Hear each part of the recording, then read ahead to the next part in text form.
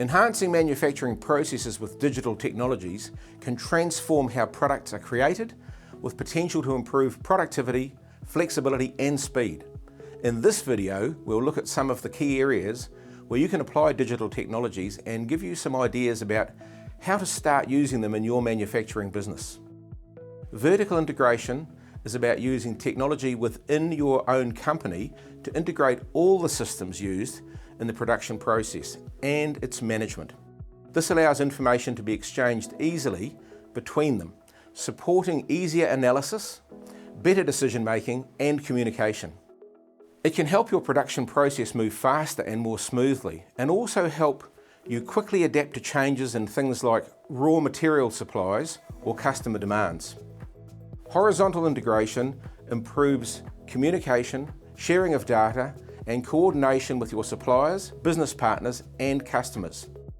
As well as improving productivity and reducing lead times, horizontal integration can also open up new business opportunities.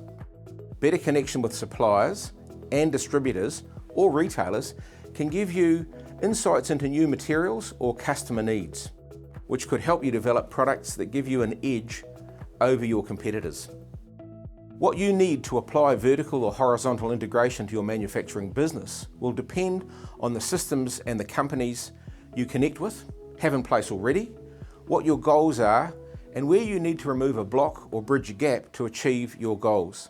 This will be different for each manufacturer, and so an audit of your systems and connections to your wider network is a good place to start. This can help you develop an integration plan. So what digital technologies can you use for vertical and horizontal integration? Here are some examples. If your problem is lack of coordination between different parts of your business, enterprise resource planning, ERP systems, could be useful. These help communication and data to flow smoothly between different internal departments such as finance, HR, procurement, manufacturing, sales, and distribution, so everyone's on the same page. There are other less comprehensive tools which you may use to fill a gap or enhance existing systems. Data analytics and business intelligence tools draw insights from your existing systems to help you make good decisions. With sound data in hand, you can optimize production processes, predict demand, and more.